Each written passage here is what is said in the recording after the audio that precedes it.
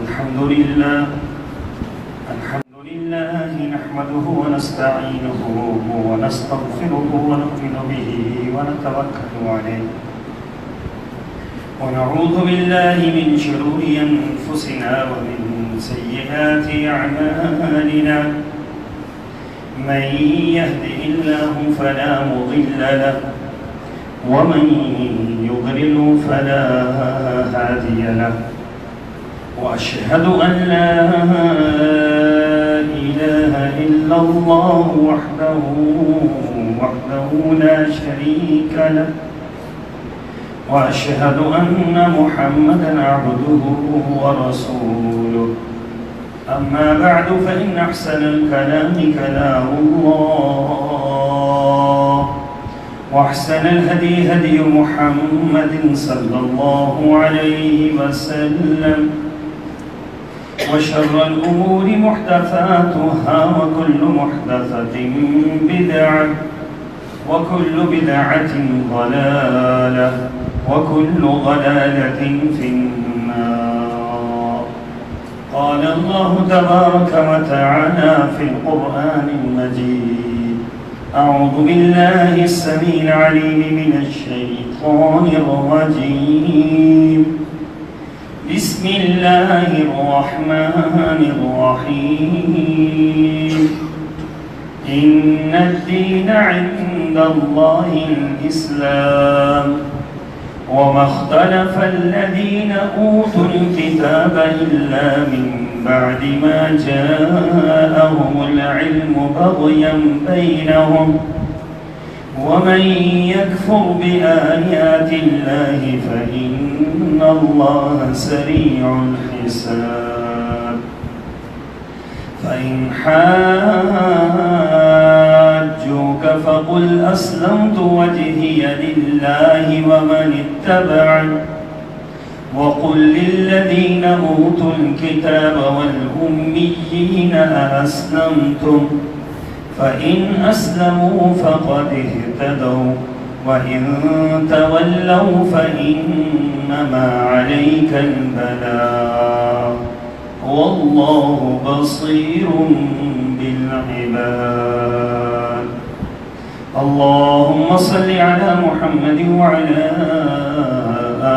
آل محمد كما صليت على إبراهيم وعلى آل إبراهيم إنك حميد مجيد. اللهم بارك على محمد وعلى آل محمد كما باركت على إبراهيم وعلى آل إبراهيم إنك حميد مجيد. سبحانك لا علم لنا إلا ما علمتنا إنك أنت العليم الحكيم.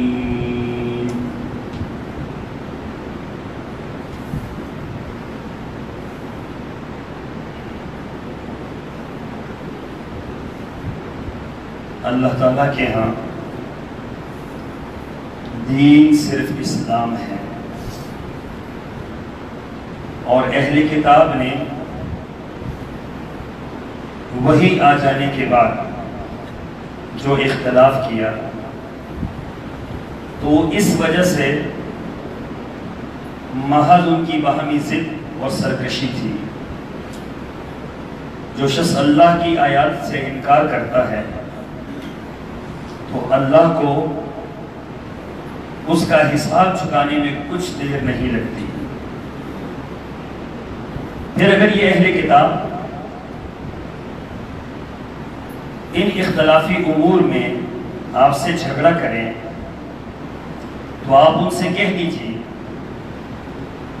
کہ میں نے بھی اللہ کے سامنے سر تسلیم خم کر دیا ہے اور میرے پیروکاروں نے بھی. اور ان اہل کتاب اور غیر اہل کتاب دونوں سے پوچھیے کیا تم بھی اللہ کے فرما بردار بنتے ہو؟ اگر وہ فرما بردار بن جائیں تو انہوں نے راہ ہدایت پا لی، اور اگر وہ پھیر لیں تو آپ پر صرف پیغام پہنچا دینے کی ذمہ داری ہے، اور اللہ اپنے بندوں کو خوب دیکھ رہا ہے۔ آیت نمبر 19 اور 20 سورہ آل عمران۔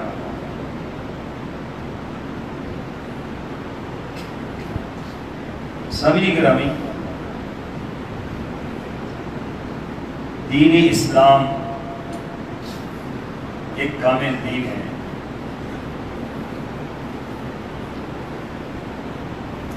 اور اس کی کاملیت، اس کے محاسن، اس کی خوبصورتی پوری دنیا کے ادیان پر غالب ہے۔ یہ صرف الفاظ نہیں ہیں کسی خطیب کے، یہ کسی اسلام کے داعی کا جذبہ نہیں ہے، بلکہ یہ اللہ تعالیٰ کا کامل اور اٹل فیصلہ ہے۔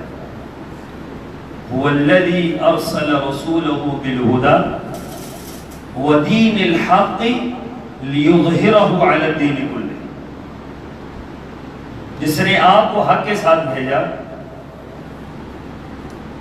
آپ کو دین اسلام کی نعمت کے ساتھ بھیجا، وہ اس لیے بھیجا ہے کہ تاکہ آپ تمام ادیان پر غالب آ جائیں۔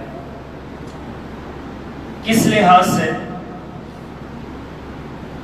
ہر پہلو جو انسان کو زندگی کے اندر مطلوب ہو، اور انسان جس کے لیے تشنہ بلب ہو، اور انسان کی ضرورتیں جس کی تقاضا کرتی ہوں، ہر معاملے میں اسلام سب پر غالب ہے۔ اسلام کی رہنمائی سب سے بہتر ہو، سب سے خوبصورت ہو، سب سے اعلیٰ ہو، سب سے ارفع۔ اس لیے قرآن پاک کے یہ جو الفاظ ہیں، یہ الفاظ نہیں ہیں، یہ بہت بڑا دعویٰ ہے اور سچا دعویٰ ہے۔ ان الدین عند اللہ اسلام، اللہ کے نزدیک اب دین اسلام ہے۔ اب کوئی اور بندہ دین اختیار کر لے تو اس کا وَمَن يَبْتَغِي غَيْرَ الْإِسْلَامِ دِينًا فَلَن يُقْبَلَ مِنْهُ۔ ان ساری باتوں کو اب ذہن میں رکھ کر آپ دین اور مذہب میں فرق ملاحظہ فرمائیں کہ دین اور مذہب میں فرق کیا ہے۔ مذہب کہتے ہیں چند رسومات، چند رسمیں جو لوگوں نے اختیار کر لی ہوں، کچھ اپنی ہوں، کچھ کسی دوسرے سے اخذ کرتا ہوں، اور ان پر لوگ قائم ہوں، اس کو مذہب کہا جاتا ہے۔ دنیا کے اندر مذاہب کا دعویٰ بہت زیادہ لوگوں کا ہے۔ عیسائیت مذہب ہے، عیسائیت دین نہیں ہے، اس لیے وہ یہ دعویٰ نہیں کرتے کہ ہمارا دین ہے، عیسائیت دین ہے، وہ یہ کہتے ہیں عیسائیت مذہب۔ عیسائیت ایک مذہب ہے، کیونکہ چند چیزوں کا نام ہے۔ یوں سمجھیے کہ عیسائیت کی تعریف یہ ہے کہ وہ کلیسا کے اندر تو عیسائی ہیں، کلیسا کے باہر کچھ بھی نہیں۔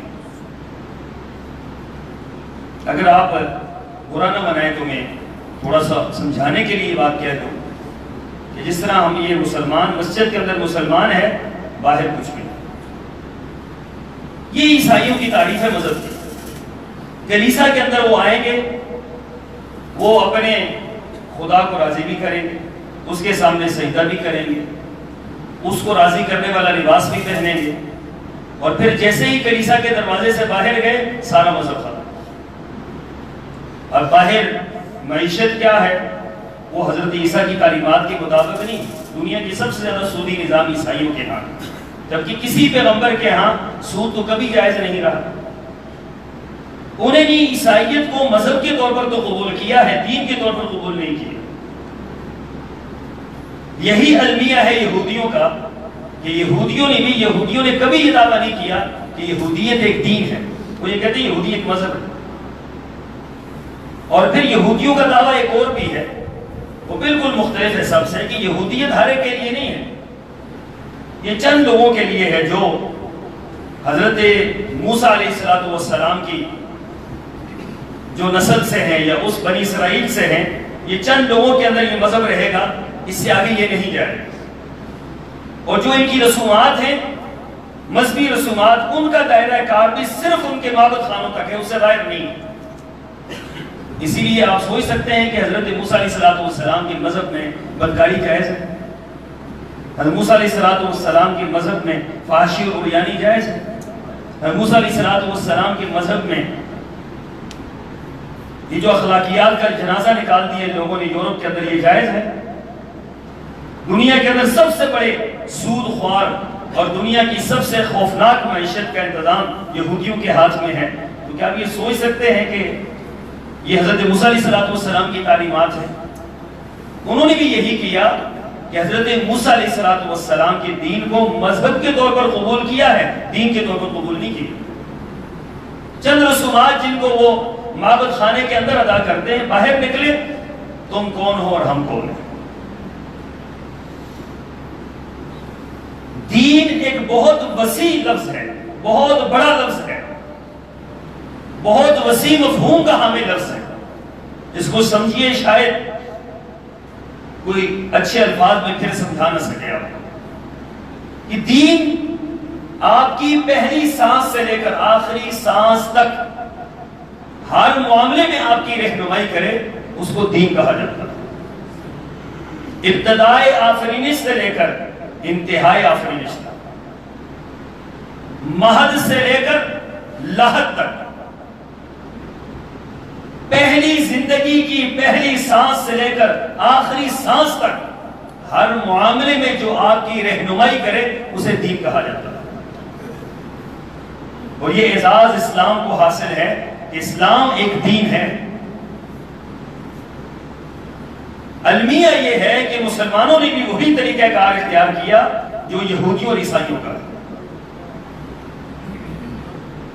کہ انہوں نے بحیثیت مذہب تو قبول کر لیا، دین قبول نہیں کیا۔ آج مسلمانوں کی 99% لوگ ایسے ہیں جو اسلام کو مذہب کے طور پر تو قبول کرتے ہیں، دین کے طور پر قبول نہیں کرتے۔ اس کا نقشہ آپ مجھ سے بہتر جان سکتے ہیں۔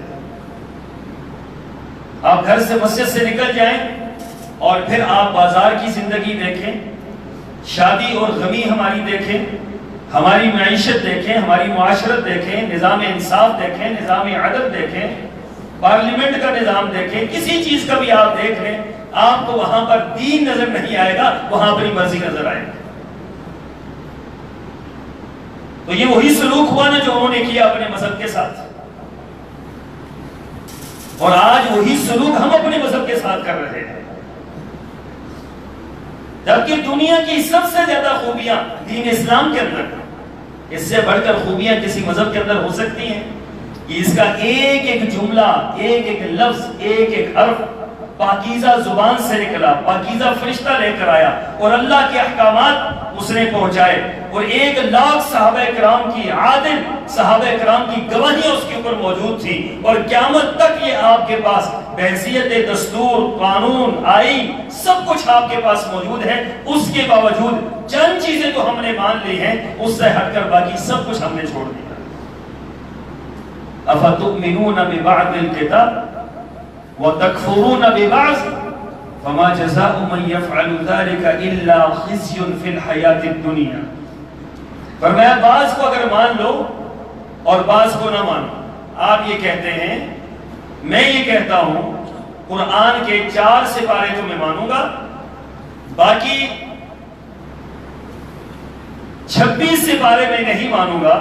تو کیا کہتے ہیں آپ، میں نے قرآن مان لیا؟ چھوڑ دیجئے اس چیز کو، میں 26 مانتا ہوں، میں 4 سپارے نہیں مانتا، تو کیا میں نے قرآن کو مان لیا؟ اس کو بھی چھوڑ دیجئے، میں قرآن کی 6666 آیات اگر ہیں تو 65 آیات کو مانتا ہوں، 6665 آیات کو مانتا ہوں، ایک آیت کو نہیں مانتا، تو کیا میں نے مان لیا؟ یہاں مرضی نہیں چلتی۔ دین اسلام کا معاملہ ہی یہی ہے کہ جب ہم پڑھتے ہیں نا لا الہ الا اللہ محمد رسول اللہ، تو ہمارے سارے معاملات ختم ہو جاتے ہیں۔ اللہ مرضی میری ہے ہی نہیں، میری زندگی کے ہر معاملے میں اللہ اب دین کی مرضی ہے، اسلام کی مرضی ہے، میرے مذہب کی مرضی ہے، میری کہیں بھی کوئی مرضی نہیں ہے۔ جہاں آپ نے اپنی مرضی داخل کی وہاں پر آپ نے قرآن کا، حدیث کا، سرور کونین صلی اللہ علیہ وسلم کی زندگی کا انکار کر دیا۔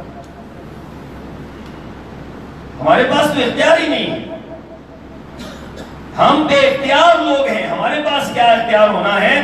دین اسلام کے اندر ترمیم کا بہت بڑا جملہ میں کہہ رہا ہوں، اس جملے کو یاد کر کے جائیں کہ کسی پیغمبر کو بھی اختیار نہیں ہے کہ اس کے اندر ترمیم کر سکے۔ سورہ تحریم قرآن پاک کی گواہ ہے۔ اٹھائیے سورہ تحریم، پہلی 2 آیات پڑھ لیجئے، سمپل ترجمہ پڑھ لیجئے۔ فرمایا یا ایھا النبی لم تحرم ما احل اللہ لک تبتغی مرضات ازواجک۔ اے پیغمبر صلی اللہ علیہ وسلم، پیغمبر نے حالانکہ صرف اتنا کیا تھا کہ آپ نے فرمایا تھا میں شہد نہیں کھاؤں گا، شہد کو اپنے اوپر حرام کر لیا۔ تو قرآن کے الفاظ یہ ہیں لم تحرم ما احل اللہ لک۔ اے پیغمبر صلی اللہ علیہ وسلم، آپ اس چیز کو کیسے حرام کر سکتے ہیں جس کو آپ کے رب نے حلال کر دیا؟ یہاں تو کسی کا اختیار تو نہیں ہے کہ آپ یہ مانیں گے یا نہیں مانیں گے۔ ہم مسجد کے اندر کو ہم مان لیں گے سارا کچھ، مسجد سے باہر جائیں گے میری اپنی مرضی۔ تو یہ تو اسلام نہیں ہے، یہ اسلام کے ساتھ دھوکہ ہے۔ معذرت کے ساتھ اگر لفظ سخت نہ ہو تو یہ منافقت ہے، یہ اسلام کا صریح انکار ہے۔ ابن سلول کا یہ رویہ ہو سکتا ہے، اس کی ذریت کا یہ رویہ ہو سکتا ہے، لیکن اسلام کو ماننے والے، دین کو ماننے والوں کا یہ رویہ اسلام کے ساتھ کیسے ہو سکتا ہے؟ جو اکثریت نے اختیار کیا ہوا ہے کہ من حیث المذہب ہم نے اس کو تسلیم کیا ہے، من حیث الدین ہم نے اس کو تسلیم نہیں کیا۔ اور اس کے اندر ترمیم کی کوئی گنجائش نہیں ہے کسی کے لیے۔ اگر ہم اس کو مانتے ہیں تو پھر اس کے اندر ترمیم کی گنجائش کوئی نہیں، سفارش کی گنجائش کوئی نہیں، اس کا ایک حرف اوپر نیچے نہیں ہو سکتا، اس کا ایک نقطہ، ایک شوشہ، ایک دقیقہ، اس کا ایک لفظ، اس کی ایک شد مد غنہ، ایک بات بھی اوپر نیچے نہیں ہو سکتی۔ بس ادھر ہے کیا ہے؟ وَيُسَلِّمُ تَسْلِيمًا، ادھر فرمان محمد، ادھر گردن جھکائی صلی اللہ علیہ وسلم۔ یہاں ہماری مرضی نہیں، مرضی عیسائیوں نے کی، اللہ تعالیٰ نے ان سے وہ تاج لے لیا جو اللہ نے ان کے سر پر رکھا تھا۔ یہودیوں نے کی، اللہ نے ان سے نبوت کا سارا نظام لے کر آپ کے حوالے کر دیا۔ اب اگر آپ کریں گے تو پھر کیا ہے؟ خسر الدنیا والآخرہ ذالک هو الخسران المبین۔ دنیا اور آخرت کا خسارہ اور گھاٹا، اللہ کی رشتہ داری کسی کے ساتھ نہیں۔ یہ ہماری تو بات ہو سکتی ہے کہ نحن ابناء اللہ واحباؤہ، ہم اللہ کے محبوب ہیں، اللہ کے پسندیدہ ہیں۔ یہودیوں نے یہ دعویٰ کیا تھا نا، تو ہمارا بھی یہ دعویٰ ہو سکتا ہے، ہم یہ کہیں گے تو ہم تو اللہ کے برگزیدہ ہیں، چنیدہ ہیں، اللہ کی پیغمبر کی امت ہے، ہم جو مرضی یہ کرتے رہیں اللہ معاف کر دے گا۔ اللہ نے ایسا کوئی وعدہ ہم سے نہیں کیا ہوا۔ اللہ نے واضح طور پر قرآن پاک کے اندر فرما دیا وَمَن يَبْتَغِ غَيْرَ الْإِسْلَامِ دِينًا فَلَن يُقْبَلَ مِنْهُ، فرمایا کہ جو اسلام کے علاوہ کوئی چیز بھی لے کر آئے گا، کوئی مذہب لے کر آئے گا، کوئی دین لے کر آئے گا، کوئی بات لے کر آئے گا، اللہ اس کو قبول نہیں کرے گا۔ جب اللہ نے واضح الفاظ میں فرما دیا، پھر ہم اور آپ زبردستی کر رہے ہیں، پھر ہم اور آپ بڑی جرت کر رہے ہیں کہ اللہ فرماتے میں نے قبول نہیں کرنا، ہم اسی راستے پر چل رہے ہیں کہ نہیں ہم قبول کروا کے رہیں۔ رسول اللہ صلی اللہ علیہ وسلم کے پاس ایک کیس آیا، فاطمہ مخزومی قبیلے کی ایک خاتون جس نے چوری کی تھی۔ بنی مخزوم مدینہ طیبہ کے اندر ایک بڑا قبیلہ تھا، معروف قبیلہ تھا۔ آپ علیہ السلام کے پاس کیس آ گیا، اور کیس اس لحاظ سے نہیں آیا کہ آپ فیصلہ فرما دیں، کیس اس لحاظ سے آیا تھا کہ آپ فیصلے کے اندر ترمیم فرما دیں، اس کے اندر کچھ کمی کر دیں۔ سزا کیا تھی؟ رسول اللہ صلی اللہ علیہ وسلم نے فیصلہ صادر فرمایا کہ اس عورت نے چوری کی ہے، گواہوں سے ثابت ہو گیا، شواہد موجود ہیں، لہٰذا اس کا ہاتھ کاٹ دیا جائے۔ یہ قرآن کے الفاظ ہیں السارق والسارقة فاقطعوا أيديهما جزاء بما كسبا فرمایا کہ عورت ہو یا مرد ہو چوری کرے اس کا ہاتھ کاٹ دیا ہے. یہ اللہ کا قرآن ہے. دنیا کے اندر چوروں کو بڑی بڑی سزائیں دی جاتی ہیں, بڑی بھیانک سزائیں دی جاتی ہیں, بڑی ہولناک سزائیں دی جاتی ہیں, لیکن اسلام کی یہ خوبصورت سزا اس کا کہیں دنیا میں مسلمانوں کے ہاں تصور بھی نہیں ہے, بلکہ اس کو بڑی خوفناک سزا ہے. ویسے بندہ مار دیتے ہیں, ویسے ہی بندہ مار دیتے ہیں, اس کو کھال ادھیڑ دیتے ہیں, اس کی رولر اس کے اوپر پھیر دیں گے, سب کچھ کر دیں گے, اسلام کی سزا نافذ نہیں کریں. شیطان نے اس طرف لگا دیا, 30 سال جیلوں کے اندر سڑتا رہے گا بندہ, مر جائے گا وہاں پر, دین اسلام کی سزا نہیں دیں گے. کیوں؟ ذہنی طور پر مسلمان نہیں, ذہنی طور پر کافروں سے مرعوب ہے, ذہنی طور پر ان سے مرعوب ہیں, ان کے قوانین سے مرعوب ہیں, ان کے اصول و ضابطوں سے مرعوب ہیں, اسلام کو قبول نہیں کرتے ذہنی طور پر. یہ بات آپ مسلمانوں کے درمیان کہہ کے دیکھیں, پھر آپ دیکھیں ہر زبان سے کوئی نہ کوئی ایسا جملہ نکلے گا جس کے پیچھے انکار ہو. رسول اللہ صلی اللہ علیہ وسلم نے فیصلہ صادق فرمایا کہ اس کا ہاتھ کاٹ دیا. قبیلے کے لوگ بڑے پریشان ہو گئے کہ اس کا ہاتھ کٹا ہماری ناک کٹ جائے گی. چلیے چلتے ہیں, کوئی سفارشی ڈھونڈتے ہیں کہ سزا کے اندر کمی آ جائے. یہ مذہب ہے, لوگ ڈھونڈتے ہیں. تو ڈھونڈا حضرت اسامہ بن زید, کسی نے بتلایا کہ حضرت اسامہ رسول اللہ صلی اللہ علیہ وسلم کے بڑے چہتے صحابی ہیں, آپ کے منہ بولے بیٹے کے بیٹے ہیں, ان کے پاس چلے جائیں سزا کم ہو جائے. یہی تصور عمومی طور پہ ہوتا ہے. قبیلے کے لوگ آئے, حضرت اسامہ کو آگے رکھا ہے, پیچھے خود موجود ہیں. حضرت اسامہ سے کہا متکلم آپ ہیں, بات کریں, سفارشی آپ ہیں. جب حضرت اسامہ نے بات کی, سرور کونین صلی اللہ علیہ وسلم سے 3 کام سامنے آئے. نمبر 1, آپ نے حضرت اسامہ کی بات سنی, آپ کا چہرہ مبارک سرخ ہو گیا. غیرت, حمیت, اسلام کی محبت, دین کی محبت, اللہ کے حکم کی محبت اس بات کی متقاضی ہے کہ جب آپ خلاف شریعت کوئی بات دیکھیں تو آپ کے چہرے سے غصہ آیا ہونا چاہیے, اس کا رد عمل آیا ہونا چاہیے. اگر آپ دیکھ رہے ہیں خلاف شریعت ہو رہا ہے, خلاف دین ہو رہا ہے, اور آپ کے چہرے پر کوئی آثار نہیں ہے, تو اس کا مطلب ہے کہ آپ کے اندر سے اسلامی غیرت ختم ہو چکی ہے.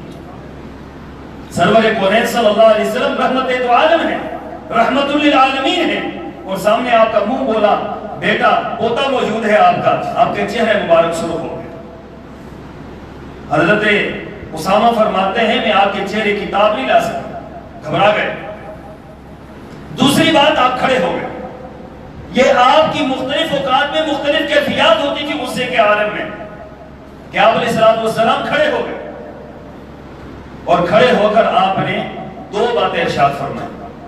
پہلی بات یہ تھی کہ لوگوں تم سے پہلے لوگ بھی اسی بنا پر ہلاک ہوئے ہیں, تباہ و برباد ہوئے ہیں کہ ان کے ہاں کوئی کمزور انسان اگر جرم کرتا اس پر حد نافذ کر دیتے, اور کوئی بڑا کرتا تو اس کو وہ چھوڑ دیتے تھے, اللہ نے ان کو تباہ و برباد کر دیا. اور تم کیا سمجھتے ہو کہ ایسا ہی یہاں پر بھی ہوگا؟ ایسا نہیں ہوگا. نمبر 2, ورنہ سنو قانون, سنو قانون کی اہمیت کتنی ہے. یہ تو فاطمہ بنی مخزوم کی عورت ہے.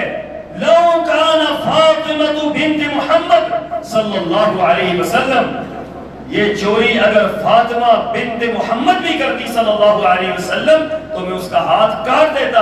یہ جائے کہ اس عورت کا ہاتھ نہ کاٹا جائے.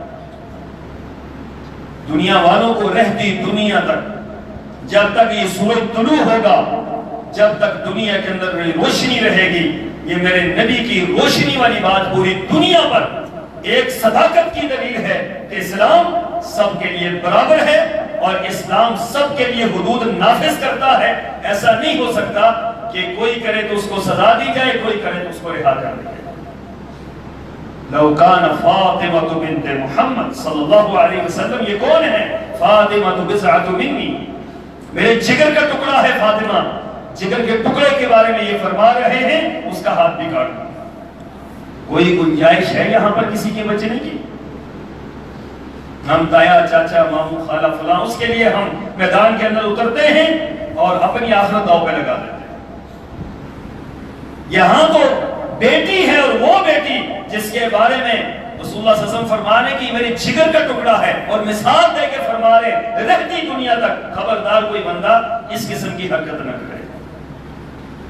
کوئی گنجائش ہے ترمیم کی؟ کوئی گنجائش ہے اپنی طرف سے کوئی قانون نکالنے کی، اپنی طرف سے دستور نکالنے کی؟ لوگ اپنی وہ نکالتے ہیں جن کے اپنا خالی ہوتا ہے، جس کی اپنی کتاب خالی ہوتی ہے، جس کا مذہب کوئی نہیں، جس کا دین کوئی نہیں، جس کی رہنما کوئی نہیں، جس کے پاس اندھیرا ہے روشنی کوئی نہیں، جس کے پاس اتنی بڑی روشنی موجود ہے، اتنی بڑی عظیم کتاب موجود ہے، اتنا بڑا آئین اور دستور موجود ہے، جس کا ایک ایک حرف روشن، ایک ایک لفظ روشن، ایک ایک بات میں رہنمائی، تو وہ کسی اور کی طرف جائے بدنصیبی نہیں ہے تو کیا ہے؟ اس لیے فرمایا وَمَن لَّمْ يَحْكُم بِمَا أَنزَلَ اللَّهُ فَأُولَٰئِكَ هُمُ الْفَاسِقُونَ، جو اللہ کے حکم کے مطابق فیصلے نہیں کرتے وہ فاسق ہیں۔ پھر اسی رکوع کے اندر فرمایا وَمَن لَّمْ يَحْكُم بِمَا أَنزَلَ اللَّهُ فَأُولَٰئِكَ هُمُ الظَّالِمُونَ، کتنے بڑے وہ ظالم ہیں جو اللہ کے حکم کے مطابق فیصلہ نہیں کرتے، یہ بہت بڑے ظالم ہیں۔ اور تیسری بات فرمائی وَمَن لَّمْ يَحْكُم بِمَا أَنزَلَ اللَّهُ فَأُولَٰئِكَ هُمُ الْكَافِرُونَ، کہ جو اللہ کے حکم کے مطابق فیصلہ نہیں کرتے وہ کافر ہیں، وہ مسلمان ہو ہی نہیں سکتے۔ سوچنے کی بات یہ ہے، سوچنے کی بات یہ ہے کہ آج ہم نے اسلام کو کس خانے میں رکھا ہوا ہے۔ نکلنے کی ضرورت ہے اس خود سے جس میں ہم پھنسے ہوئے ہیں۔ ضرورت اس امر کی ہے کہ اپنے آپ پر غور کریں کہ ہم کس مذہب پر راضی ہیں اور ہمارا مذہب کون سا ہے، کن کن چیزوں کو ہم نے اختیار کیا ہوا اپنی زندگی کے اندر، اور ہمارے مذہب کے اندر کس چیز کی کمی ہے۔ اگر کمی ہے تو بتلائے کوئی مائی کا لال کے دین اسلام کے اندر کون سی کمی رہ گئی ہے، کس معاملے میں کمی رہ گئی، اور اگر کمی نہیں ہے کامل ہے اليوم اکملت لکم دینکم، یہاں یہ نہیں کہا کہ تمہارا مذہب مکمل ہو گیا۔ ان آیات کو پڑھیے جا کر گھروں کے اندر، خدا را مطالعہ کیجیے۔ اليوم اکملت لکم دینکم، مذہب مکمل نہیں، دین تمہارا مکمل ہے۔ واتممت علیکم نعمتی ورضیت لکم الاسلام دینا، پھر یہی فرمایا کہ اللہ دین اسلام پر راضی ہو چکا ہے، مذہب اسلام پر راضی نہیں ہے۔